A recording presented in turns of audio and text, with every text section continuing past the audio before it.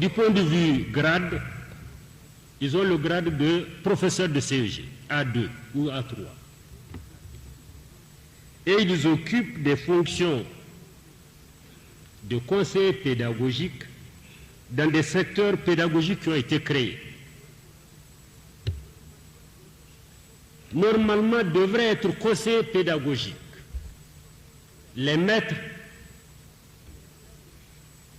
qui ont montré leurs compétences dans l'éducation. Or, mesdames et messieurs, à la faveur de notre laxisme, n'importe qui devient conseiller pédagogique. J'ai été ferme en conseil de ministre, je le serai devant vous. N'existant pas statuairement et juridiquement, nous les ignorons. De deux,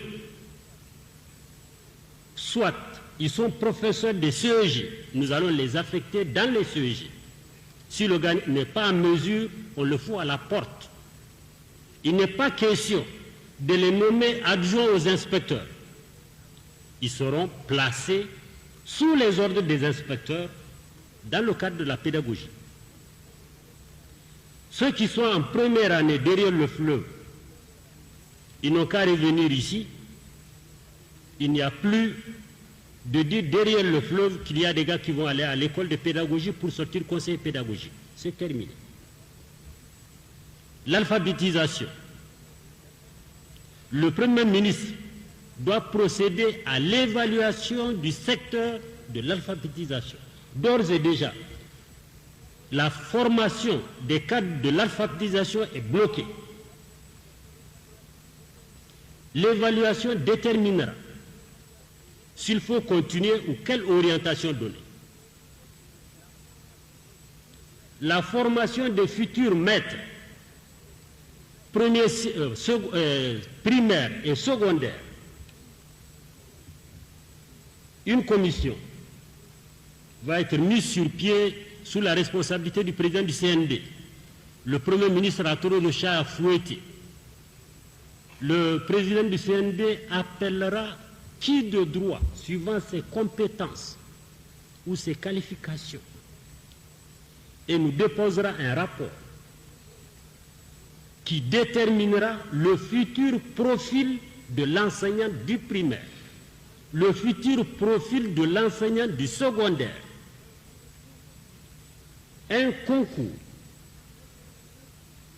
déterminera qui rentrera dans ces écoles de formation. Au niveau du primaire, est-ce qu'il faut conserver les écoles normales? Est-ce qu'il faut revenir à la formule cours normal? Dans tous les cas, on y accédera par concours et priorité sera donnée aux écoles de formation par rapport au lycée. Ces mesures devront rentrer en vigueur, s'il plaît à Dieu, le 1er octobre 1986.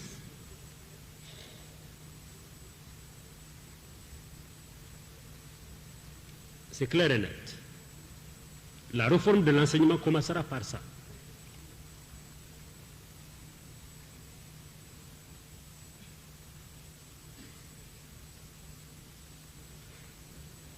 Le service civique, pour terminer, ne devrait pas être constitué comme une fin en soi.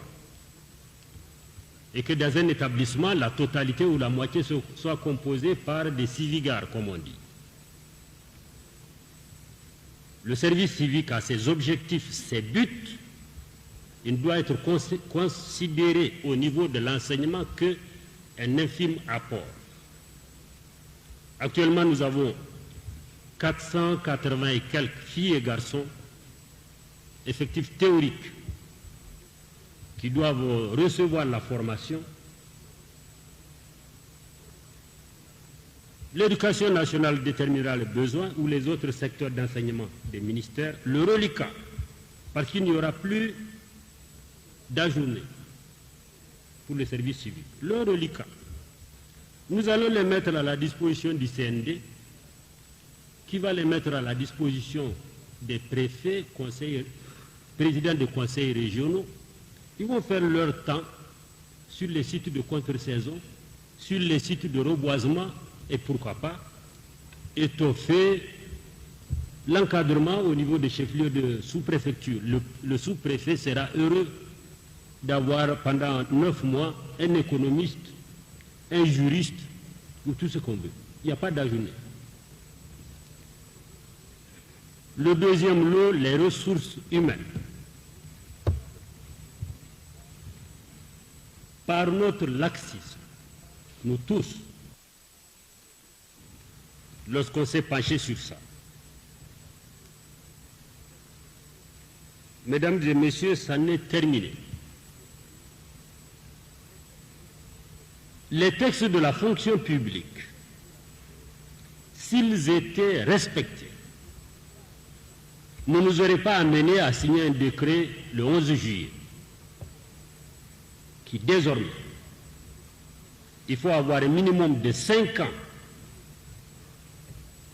de service pour prétendre diriger l'honneur.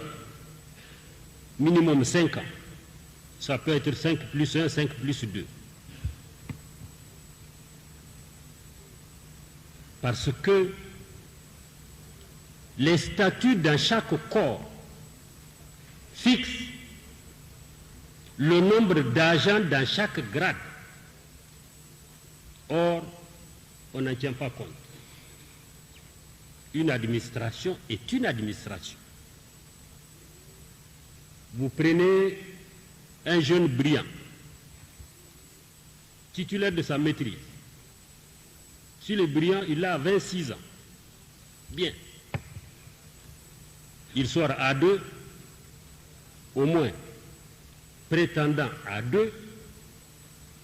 1 an, il est titularisé à 2. 2 ans après, s'il a des coups de coude, il va faire son stage, 1 an. 1 an de titularisation, 2 ans de pratique, 1 an de formation, 4 ans. 4 plus 26, ça fait 31. À 31 ans, il est 1 an.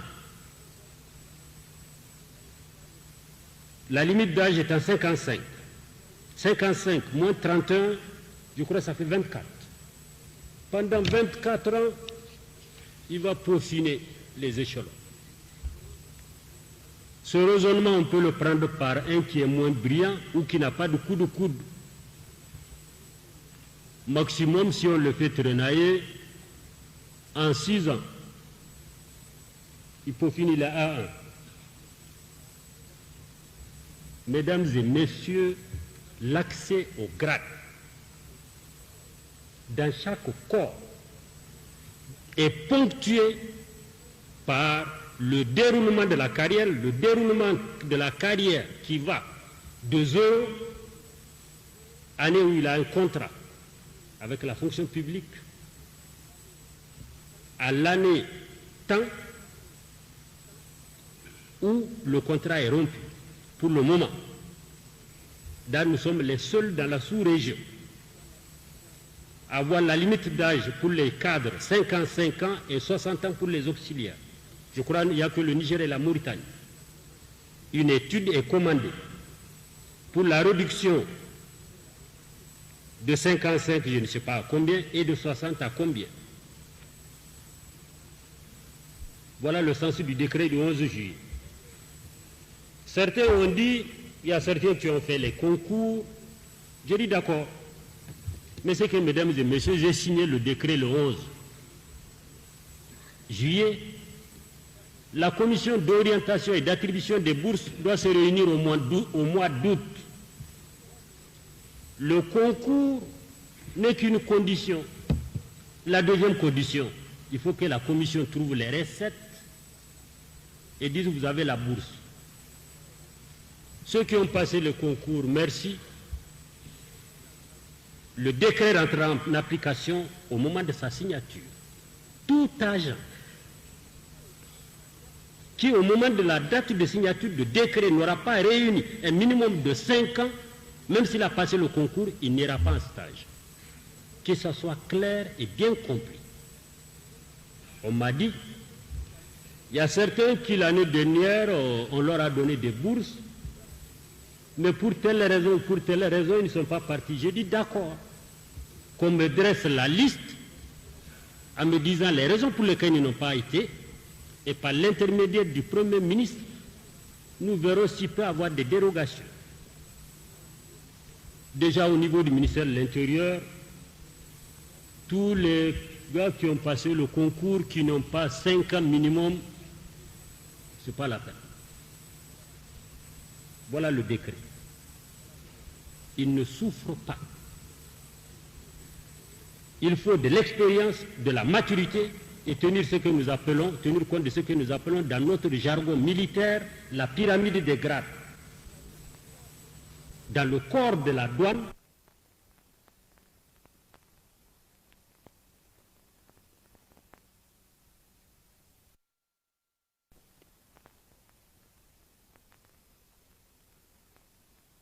les lieutenants et ainsi de suite.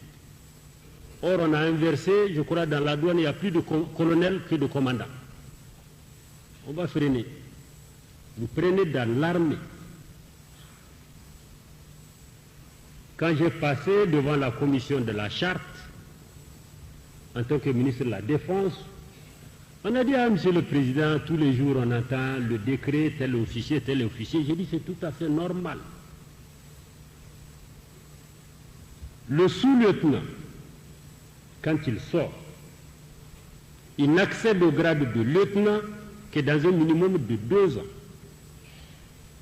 Une fois lieutenant, il n'accède au grade de capitaine que dans un minimum de 6 ans. Et nous sommes en train de revoir parce que la pyramide est faussée.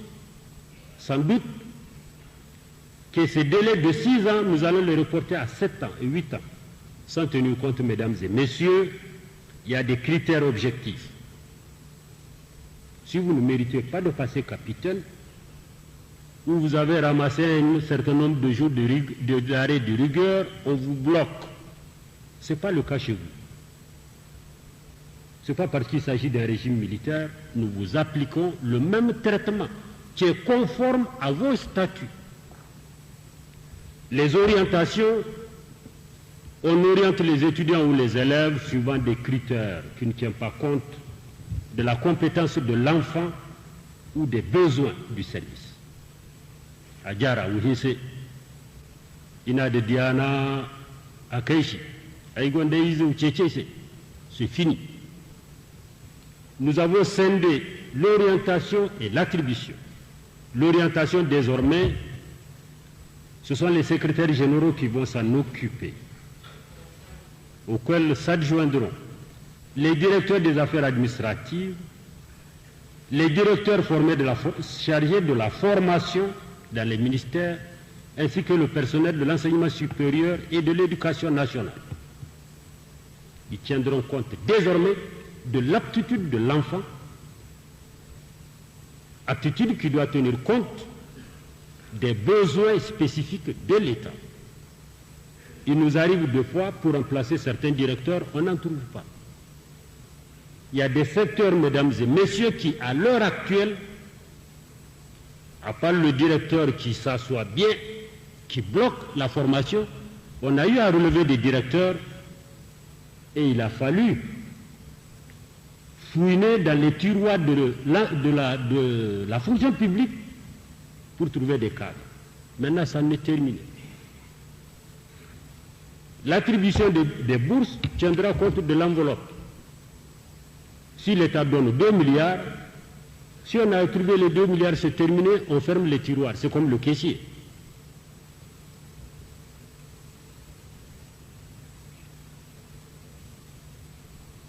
La responsabilité des secrétaires généraux, des directeurs dans les ministères. Il y a des ministres qui sont autour de cette table, je ne les défends pas. Le ministre est un homme politique qui doit avoir une attitude politique. Sous lui, il y a un secrétaire général qui est en fait le véritable ministre du ministère. Parce que la marche du ministère incombe au secrétaire général. Or, malheureusement, le souci d'avoir les avantages liés à la fonction prime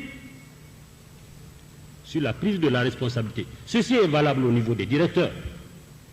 nous avons des chefs de service, mais vous demandez l'effectif d'un ministère, ils ne sont pas fichus de dire combien c'est. De deux choses l'une, mesdames et messieurs, on est secrétaire général. Et d'ailleurs, nous serons désormais nommés secrétaires généraux que ceux qui ont une formation administrative. Les critères de désignation à la combine, là, c'est terminé. Vous prenez vos responsabilités, monsieur le secrétaire général et les directeurs, ou vous ne les prenez pas. Laissez-moi, je m'occupe des ministres.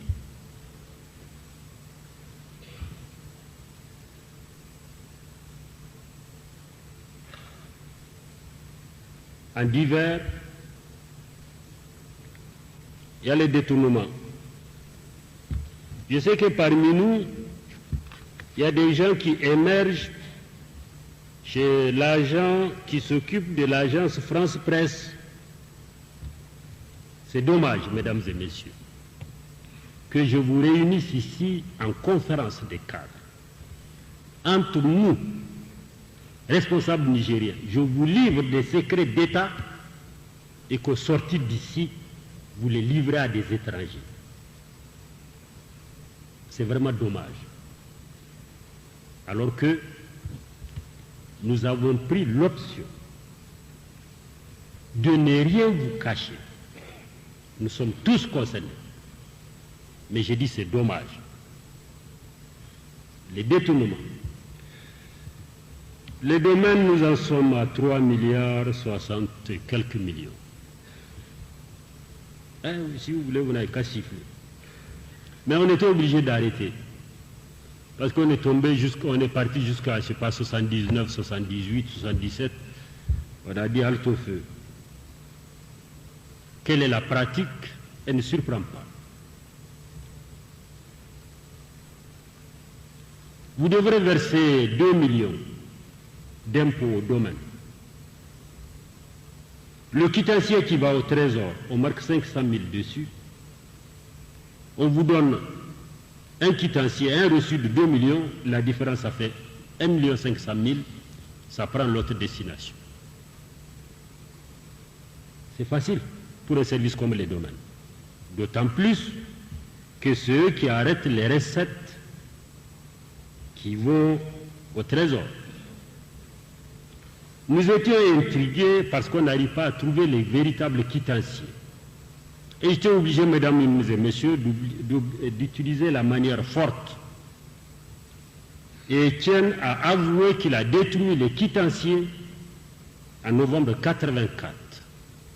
Date révélatrice, un mois avant, le gouvernement a eu à adopter le décret qui réorganise les services de contribution diverses en créant un poste de directeur général et un poste d'inspection. Et il a dit qu'il a eu le pressentiment et il a brûlé les quittanciers. Sidibé n'a qu'un simple compte CCP au niveau de Niamey. Donc il doit avoir de l'argent quelque part. En tant que patron des flics, on a utilisé des manières. Et on a su qu'il a 2 comptes à la Société Générale des Banques à Paris et qu'il a un appartement dans le 8e, je ne sais pas si vous savez où c'est à Paris, qui est géré par Monteil, l'ancien directeur des dragages.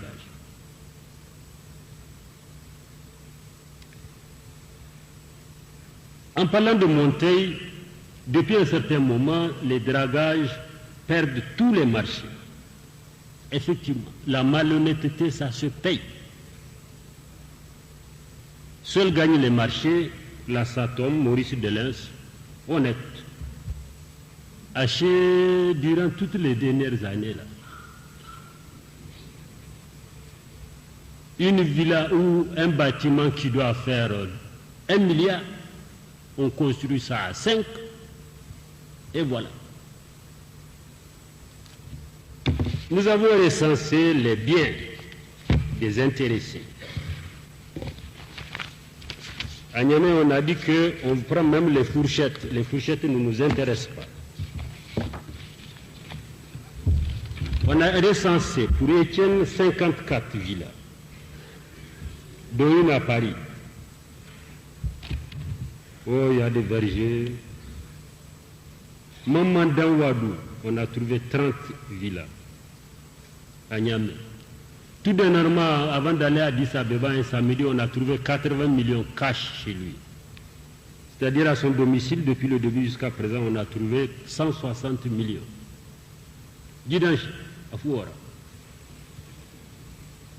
Idrissa Abdoulaye, je crois que c'est le directeur du projet Maradi. Il a 4 villas. Les jardins là ne m'intéressent pas et les véhicules. Dingare Mahmoudou, qui s'occupe des vignettes. Sur les 3 milliards, il en a 100 et quelques millions. Il a 8 villas. Oh, il y a une à Balayara, ça tombe très bien pour le poste administratif. Fodi Abdoulaye, il a 9 à Niamey. Salatou Halilou, il a 3 immeubles. Il a 6 parcelles, ça tombe très bien. Il y a Batoué Cheigou, oh, il a une petite villa. Il y a Akilou. Niger Centenaire Tamako. 9. Nabal Bora.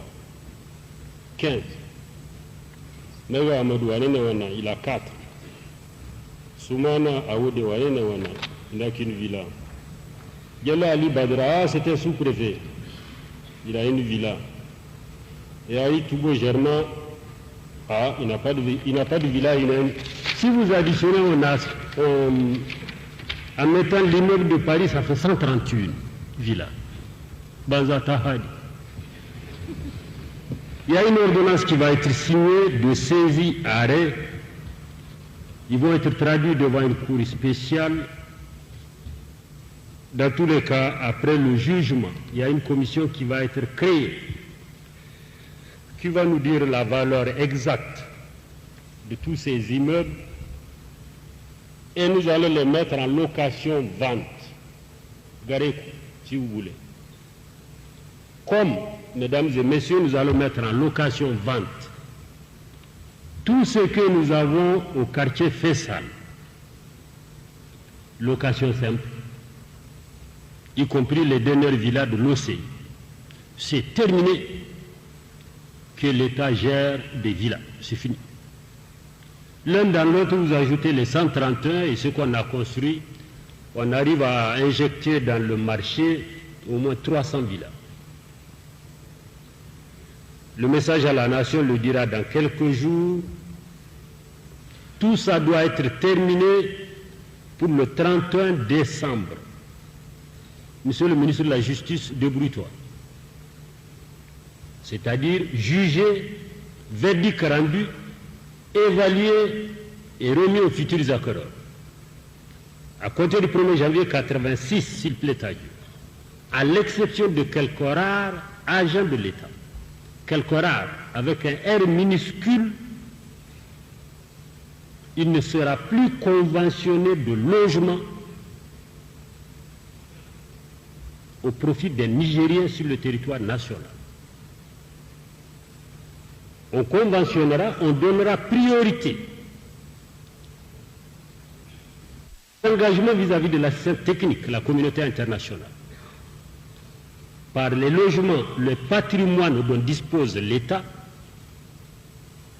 s'il en manque, on conventionne. Ceux recrutés par l'éducation nationale, le recrutement sur place, il n'est plus question à compter du 1er août. Octobre même, c'est loin. Les recrutements sur place, il n'est plus question de leur donner un logement physique. C'est bien compris. Peut-être même les secrétaires généraux ne vous donnera pas de logement de fonction. Ça dépend de votre comportement d'ici le 1er janvier. Un autre divers, Kinti Baraden Antonou, ils étaient 14 les membres du commando, dont 2 en fuite. La Cour de sûreté de l'État a donné son verdict. Les 14 ont été condamnés à mort, dont 2 par contumace. Ceux qui ont servi au transport, il y a 3 qui ont été, ou 2, condamnés à 3 ans, il y a d'autres qui ont été acquittés. Les 12, toutes les dispositions avaient été prises pour qu'ils passent au poteau. Effectivement, la date a été fixée. Compte tenu de la saison des pluies, j'ai arrêté au dernier moment l'exécution de justesse. Nous avons souffert, mesdames et messieurs, l'année dernière. Nous sommes un pays de croyance. J'ai dit aux membres, on a tout le temps. Ne versons pas pour le moment le sang. Et d'ailleurs, la même Cour de sûreté aura à connaître des affaires du 6 octobre. S'il y a des condamnés à mort, ils passeront tous comme ceux de Kintubarade. Ah, le port de mouchoirs, les foulards dans la ville de Niamey, il y a un bruit pendant que à Addis Abeba, nous avions d'autres préoccupations. On nous parlait de foulards ou je ne sais pas de quoi, ainsi de suite. Je dirais un mot. Mesdames et messieurs, sans être des fanatiques ou des intégristes, une femme mariée digne de ce nom,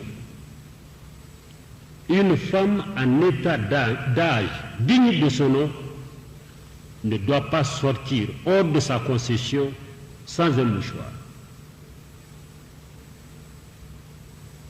Voilà tel qu'il faut interpréter le port du mouchoir. Si vous faites votre resta, vos restants, vos conneries, ça fait votre affaire. Mais je tiens à ce que les femmes mariées, les femmes d'un certain âge, on ne leur dit pas de porter un voile, mais d'avoir un mouchoir sur la tête. Nos mœurs ne sont pas encore détériorées jusqu'à un certain niveau. De même,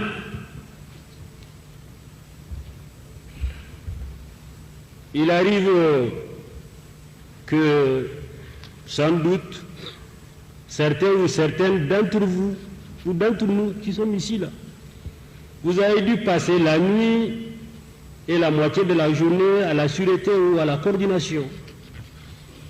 Oui, ça on ne le dit pas. Mesdames et messieurs, j'ai du respect pour les vieux et les vieilles qui sont ici. Nous sommes des hommes. Quand Dieu a créé Adam, il a créé Ève. Mais cela ne veut pas dire qu'il faut sortir hors de Niamey, en plein air, Garékou. Si on vous prend avec votre partenaire, si on vous prend à 19h, vous restez jusqu'au lendemain midi et demi. Et ça qu'il y ait saison de pluie, pas saison de pluie, de grâce. Même si c'est une toile de tente que vous allez dresser, allez-y.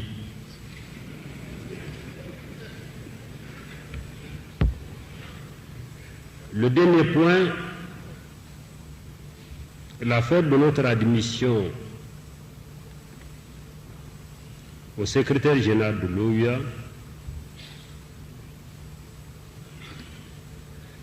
Le dernier numéro de Jeune Afrique relate les faits avec quelques erreurs. Mais dans l'ensemble, il dit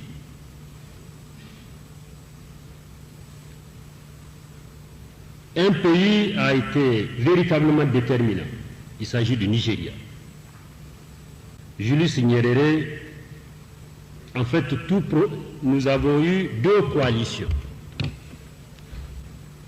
La première, il y avait le Mali, soutenu par l'Algérie. Ça, je vous le dis clairement. Si vous voulez, vous n'avez qu'à voir le gars de l'AFP. Et je verrai qui c'est.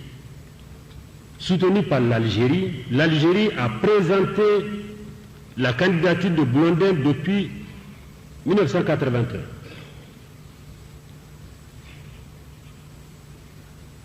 C'est au dernier moment que l'Algérie a lâché Blondin. Le chef de l'État malien a retiré la candidature de Blondin avant de commencer les élections. Mais cela ne veut pas dire, mesdames et messieurs, que nous devrons en vouloir aux Maliens qui sont sur le sol malien ou qui sont ici. En se retirant, il n'a pas accompli le geste qui était attendu. Reporter ses voix sur le candidat du Niger. Il y a eu blocage. Abstenez-vous. Deuxième blocage, en toile de fond, une dent que Julius Nyerere a gardée contre le Niger au moment où Salim était candidat au poste de secrétaire général des Nations Unies, comme si la voix du Niger pesait devant les grands, avec les droits de veto. Eh oui, lorsque, je ne sais pas en quelle année, on devrait aller au Conseil de sécurité, le Nigeria nous a bloqués, Salim était parmi ceux qui nous ont bloqués. Et nous étions candidats de l'OUA. J'ai dit donc à Idé, tu rends la monnaie. Sans compter que du jour au lendemain, nous aussi on allait être candidats. Julius Nyerere a dit c'est l'occasion.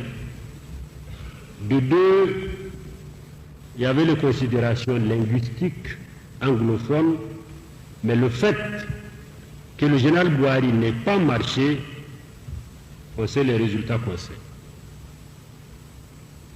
Dans tous les cas, nous ont beaucoup aidé le Nigeria, et je tiens à le souligner, la Côte d'Ivoire, le Sénégal.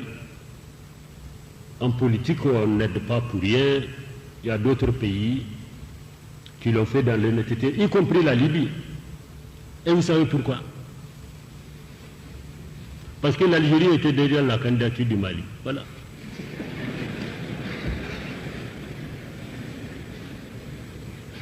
Il y a eu la Tunisie, il y a eu le Burkina Faso. Et ce que nous avons appelé le comité de crise à Addis Abeba a appelé les pays de l'extrême-orient, c'est-à-dire le Lesotho, le Swaziland, Malawi, Botswana et autres. Voilà pour cette affaire de secrétaire général. Ceci étant dit, Garba, tu expliques en 2 ou 3 mots. S'il y a des questions, je suis disposé.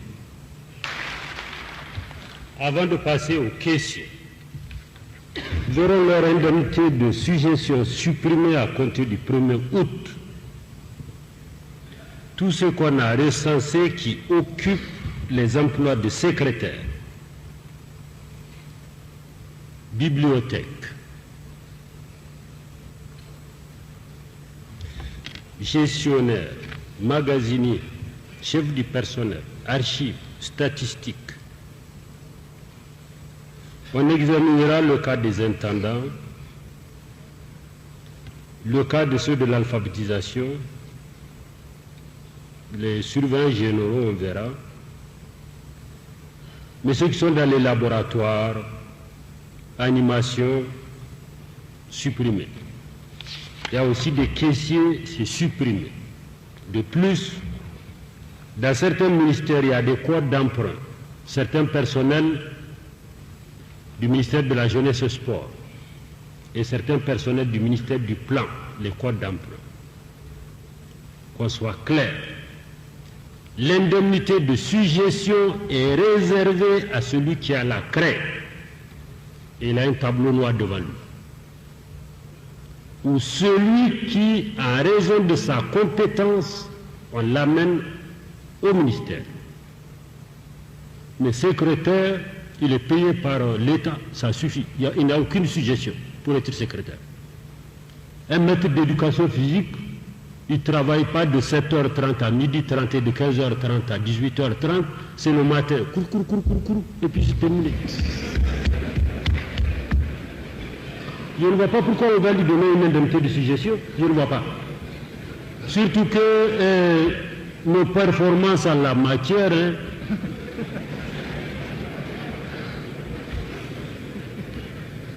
on plonge. Ça va donner. Maintenant, le débat est ouvert ici. Et j'ai fait venir pour la circonstance.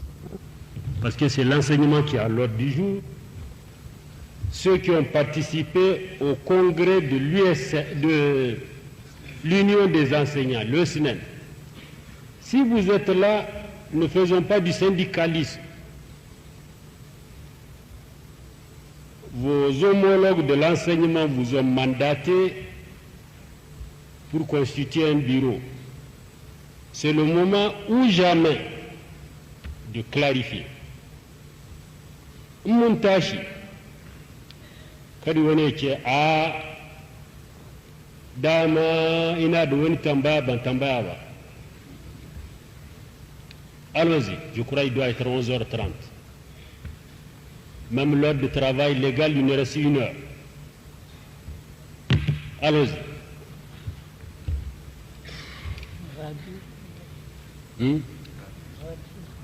Zona, on t'a reconduit. Il y a eu des...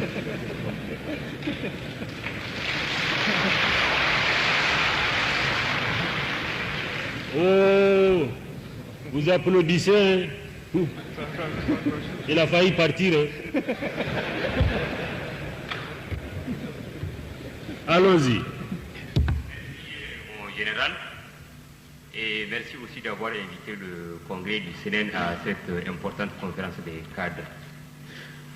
Par rapport donc au problème que vous venez de soulever, le congrès a pris position et je donne la parole au porte-parole qui va vous donner lecture de ce que le congrès propose.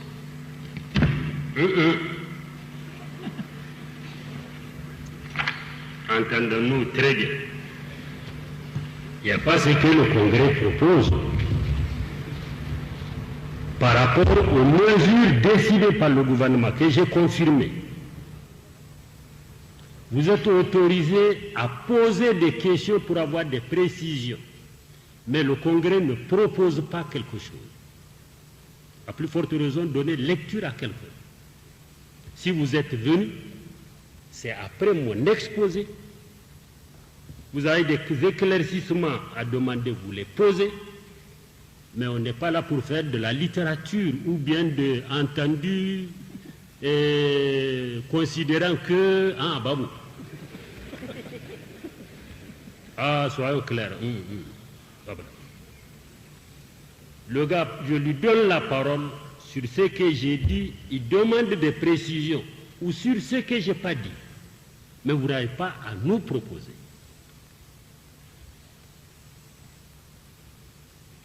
Ah. Top. Merci mon général. Mais... On est au mois de juillet. Le Oui. mois de mai est passé.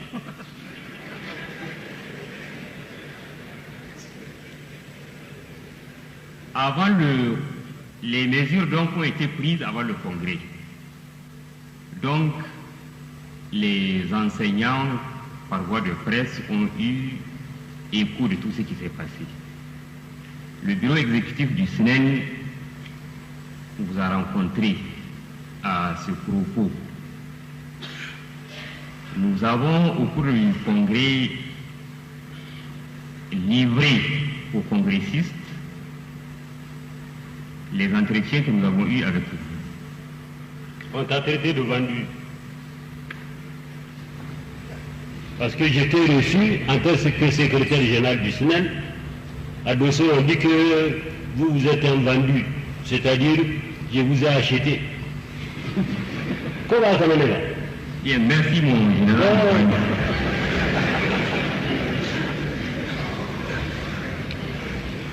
Vendu. dit, je crois que c'est la ainsi. Je me demande si il y a quelqu'un qui n'est... Bien bon. Est-ce que vous nous empêchez de lire les indemnités de suggestion, par exemple? Les indemnités de suggestion. Qu'est-ce que vous posez comme précision? Oui. Nous avions compris, après la rencontre que nous avons eue avec vous, que tous ceux qui sont au niveau du ministère de l'Éducation nationale ne vont pas perdre leur indemnité de suggestion. Pourquoi? Ne vont pas perdre leur indemnité de suggestion. Ce sont les enseignants qui sont seulement en dehors. Je pense non. J'étais reçu à deux. Le témoin, c'est le bon Dieu. Voilà ce que je te dis. Devant les membres du Congrès, voilà ce que j'ai dit à Rabi. Tous ceux qui sont à l'ombre de l'éducation, et j'ai dit il y en a deux catégories. Première catégorie, ombre de l'éducation, je prends mon directeur du protocole. Il est derrière moi, il s'appelle Malik. Je dis il n'est pas normal que Malik soit directeur du protocole ayant quitté l'éducation nationale depuis 1920 et qu'il continue à bénéficier de l'indemnité de suggestion. Ceci est valable pour Moustapha Taï qui a quitté avant-hier, qui est ambassadeur à Lagos. Ceux qui, par le couvert d'être enseignants, soit à la portion centrale ou dans les inspections, font des tâches administratives, je ne vois pas un secrétaire garder son indemnité de suggestion. Des secrétaires, c'est réservé aux Nigériens qui doivent être formés comme secrétaires. Je ne conçois pas un instituteur plein être magasinier et avoir une indemnité de suggestion. Et je tiens à le dire publiquement. Je l'ai dit dans mon introduction. J'ai dit, je ne conçois pas, j'ai l'État ici, un instituteur, un professeur, il y a des professeurs qui sont secrétaires, soit dactylo ou secrétaire. C'est réservé à des Nigériens qui devraient être formés comme secrétaires. Le gars qui est secrétaire dans un bureau n'a aucune suggestion par rapport à celui qui achète Marie, qui a la craie, qui a des élèves devant lui, qui doit s'occuper de sa classe. Je ne conçois pas un instituteur ou un professeur être magasinier, fût-il du PAM. Donc, voilà la précision. Elle est claire comme de l'eau limpide. Donc, pour cette précision, mais nous pensons quand même que ces messieurs qui sont dans les bureaux, les secrétaires, les magasiniers et autres. Rabiou, sur ce point, j'ai reçu le bureau du Sénat une indemnité accordée par décret. Ce n'est pas encore incorporé statutaire. Mesdames et messieurs, voici les avantages dont bénéficient les personnels de l'éducation. Tout enseignant qui débute du primaire, qui débute a une bonification par rapport à son homologue de la fonction publique. Vous l'avez statutairement, ça est dans la solde. On n'y touche pas. Par décret, vous bénéficiez de l'indemnité de suggestion, de l'indemnité de logement, de l'indemnité de représentation, de l'indemnité de direction, de l'indemnité de caleçon. C'est un décret qui le donne. Et l'autorité qui a pris le décret a le pouvoir de remettre ça en cause. Ce n'est pas statutaire. On ne touche pas à votre bonification que vous avez. Eh, de nous, on carane Je vous écoute. C'est ça, mon on n'y touche pas, quoi. Oui. Mais l'indemnité de suggestion, ce n'est pas un décret qui vous le donne de 77. Est-ce que vous pouvez m'empêcher de signer le décret, de le mettre en cause? Qu'est-ce que vous pouvez faire? C'est vous gueuler dans la rue pendant quelques jours et puis c'est terminé. Donc, au lieu d'en arriver à là, soyons sérieux, Rabiou et ceux qui ont été à Dosso. Je ne mets pas pour valoriser la fonction enseignante sur le même pied d'égalité celui qui est dans un bureau, secrétaire, enregistrement du courrier. Et le gars qui est à Gesselbody, qui a devant des élèves. Je ne conçois pas un instituteur digne de son nom être magasinier et percevoir une indemnité de suggestion. Je ne vois pas la suggestion liée à l'état de magasinier.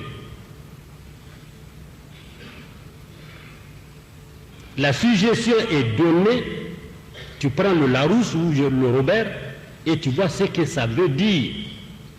Qu'est-ce que c'est qu'un magasinier? Quelle fatigue il a pour qu'il ait une suggestion au même titre que celui qui est devant la classe. Je conçois un directeur d'établissement. Je conçois un surveillant général avec un S majuscule. Je conçois un intendant. Je conçois le directeur du premier degré. Je conçois certains qui sont à la direction pédagogique ou je ne sais pas quoi au ministère. Mais ne me demandez pas qu'un secrétaire, on lui accorde une indemnité de suggestion. Il est au Haneji. Donc, je dis ce n'est pas du syndicalisme, c'est administratif. Et qu'est-ce qui nous a valu au niveau de notre fonction publique? À être dans cette situation, on a toujours eu un comportement de syndiqué ou de syndicaliste. Vous avez le droit de défendre vos intérêts. Mais vous ne pouvez pas empêcher à celui qui vous accorde les intérêts, en vertu de la même loi, de revenir là-dessus. Et la coopération, c'est comment? Vous croyez que c'est à sens unique? Deuxième question. Bon, enfin, par rapport à la coopération, vous avez dit que la coopération, il vous semble que c'est à sens unique. Oui, nous aurions voulu. J'ai dit radio sur les indemnités. Mesdames et messieurs, je le dis publiquement. Ne bénéficieront plus de l'indemnité de suggestion accordée aux enseignants, ceux qui n'ont pas la craie. Et il y a craie et craie. Et ceux qui, en fonction de leur technicité, ils devraient être devant une classe, on les amenait à Niamey, à l'Indrapéo. Les secrétaires, les magasiniers, les plombiers et les tisserands, c'est terminé. Et vous ne me ferez pas revenir là-dessus. Amène-moi une deuxième question. Les conseillers pédagogiques.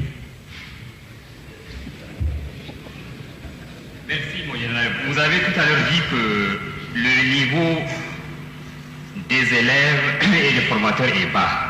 Attends, je t'arrête. Mesdames et messieurs, si vous sortez dans vos choses, moi aussi j'en sors. Est-ce que vous savez qu'un concours d'entrée pour les moniteurs auxiliaires, pour être moniteur... je viens. Ça y est, quoi? Je t'arrête, motion d'ordre.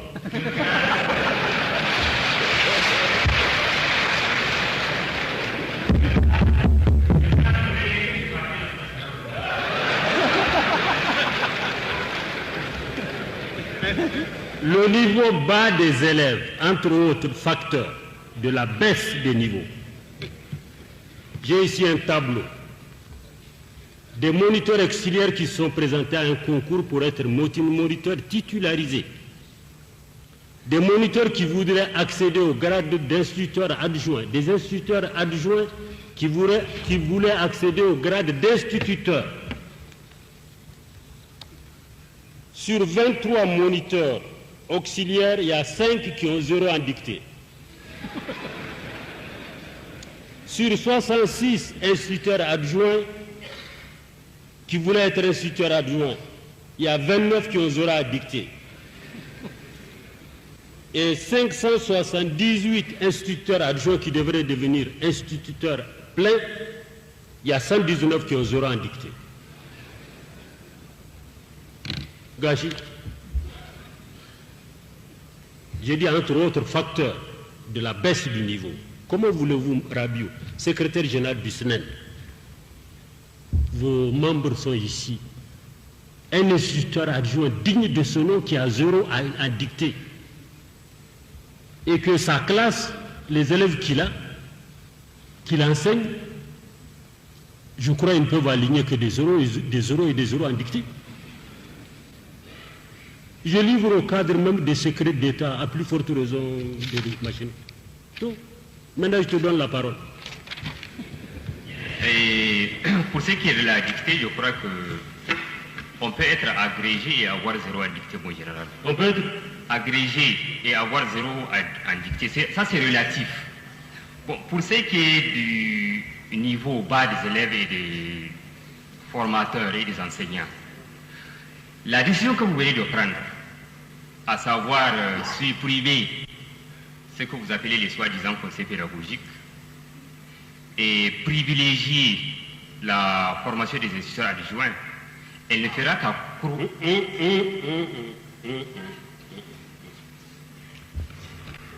Ne mélangeons pas les torchons avec les serviettes. Le torchon s'appelle torchon, la serviette s'appelle serviette. Voilà ce que j'ai dit pour la future formation des formateurs.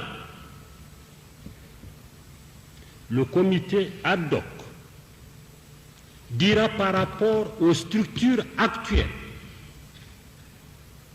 école normale, cycle court, école de pédagogie. Pour le primaire, est-ce qu'il faut garder les formules actuelles? Si oui, comment les redynamiser? Si nous ne les gardons pas, quelle formule proposer? De deux, n'importe quel élève n'y va pas, c'est-à-dire la racaille. On oriente, on a terminé les lycées, l'INGS, tous les S, et le restant on dit allez, tu vas à l'école. Terminé. Priorité. Et un concours. On a inversé les priorités. Ceci est valable au niveau de notre école de pédagogie. De mieux, n'importe qui ne deviendra pas professeur dans les établissements de formation. Ça n'a rien à voir avec vos conseils pédagogiques. De là sortiront, si on les appelle des moniteurs, ça fait leur affaire. Si on les appelle des instituteurs adjoints, ça fait leur affaire. Ou des instituteurs pleins, ça fait leur affaire. C'est le principe de base que je pose avec des conditions. Celui qui en sortira avec le titre, c'est son problème. Jusqu'à présent, on envoie dans les écoles la racaille, ou ceux dont on n'a pas besoin. Maintenant, c'est la crème qui rentre. On met comme encadreur dans les écoles normales ou autres, des gars qui n'ont pas la qualification. D'accord. Maintenant, c'est l'inverse. Ceci est valable à l'école de pédagogie ou ailleurs pour les professeurs, premier et second cycle.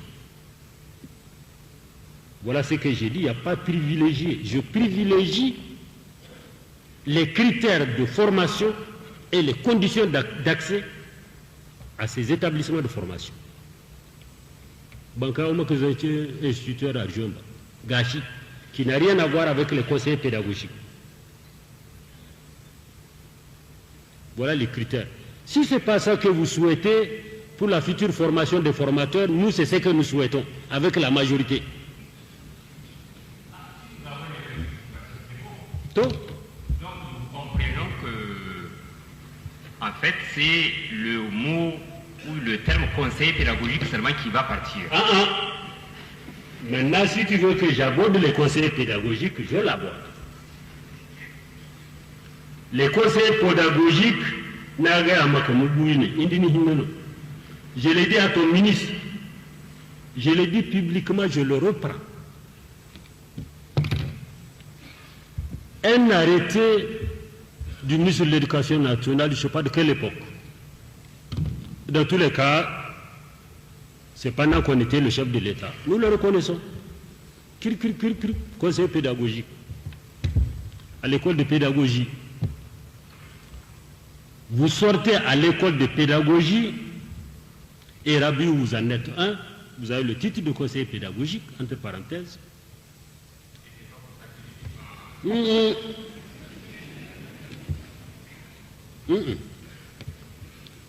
Le conseil pédagogique sort, l'éducation nationale a créé des secteurs pédagogiques et il y a des secteurs d'inspection.